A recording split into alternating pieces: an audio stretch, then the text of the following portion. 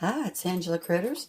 Well, today we're going to make a really quick and delicious peanut butter cheesecake brownies.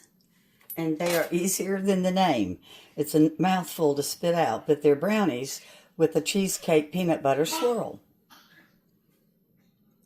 Use a box of your favorite brownie mix. I'm using a Aldi double chocolate one that I like a lot. Prepare it the way that you like. And then I'm going to go ahead and put it in my 8x13. Whatever brownie mix that you're using, if it says 9x13, you're going to use a 9x13 pan. So I'm going to spray an 8x8 and put this in here. So I'm pressing down my brownie mix, and I reserved half of a cup because we're going to put our cheesecake in the middle and then we'll swirl it. So we've got one egg. I've already got it beaten up. And to that, I've got a room temperature 8-ounce cream cheese. And I'm doing this by hand. I'm not using a mixer. I just don't feel like cleaning it, and you don't really need one with this.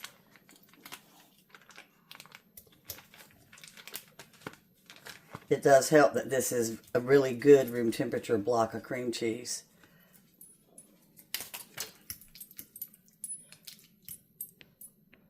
Alright, so it didn't take but a second to get my cream cheese mixed up with the egg. And we're going to put in some sugar. I've got half a cup of granulated sugar, not confection, but granulated. Stir that in.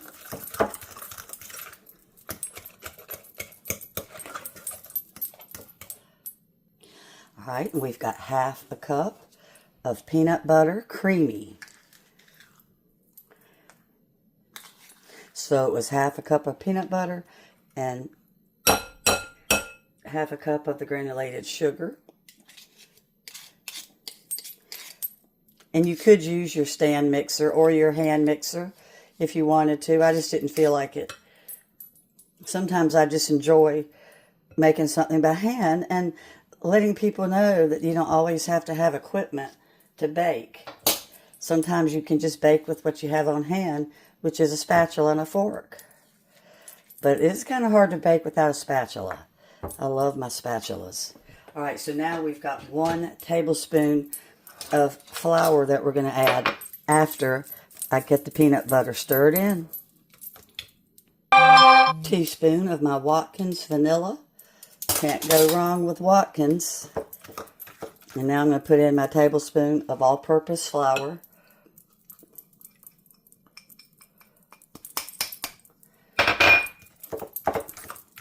And we're going to drop this by spoonfuls on top of the brownie layer.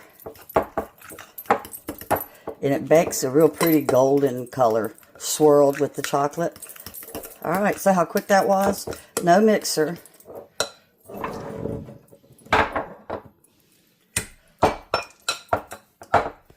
Put the lid back on the Watkins vanilla or I'll spill it. It's too expensive to spill. Alright, see how I've already got my brownies ready to go, and we're going to drop it on by the spoonful.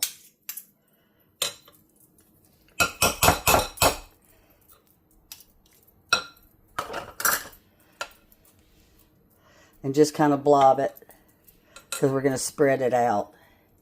And like if you're making this for children, just don't mention the cheesecake part of the name. Call them peanut butter swirl brownies. But they really are a cheesecake brownie. But didn't you see how quick these came together? So I'm getting ready to grab a spatula. Now, it's surprising that this recipe uses granulated sugar. A lot of times you'll see confectioner's sugar, but this recipe doesn't call for it. And these are so creamy that you want to do it exactly the same way. Now, if all you have is confectioner's sugar and you want to make this recipe, go ahead and make it. Don't stop, because of that. It'll just be a little bit different, but you can't go wrong.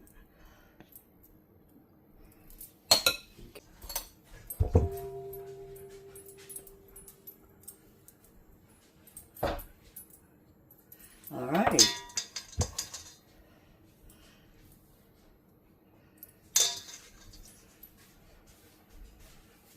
And we're going to make a swirl with the knife.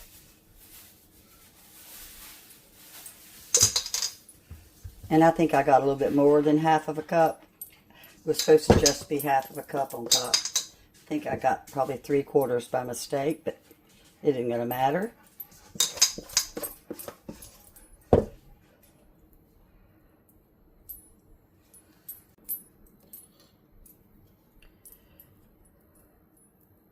Okay, I got my spatula and I cleaned out my bowl as much as I could.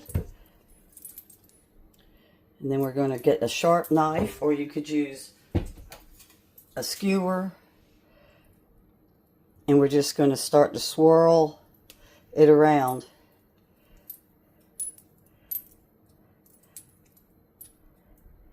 It doesn't have to be pretty, it's going to be swirled. And my hands are old, they don't work really good. My swirls won't be pretty like yours would be. Like I'm really not supposed to be doing it this way. Do as I say, not as I do. You're supposed to just be drawing little lines. But I really did put too much chocolate on top. But I like a nice chocolatey top. So you know you're still eating a brownie. Okay, so see, I'm just going to kind of swirl it together.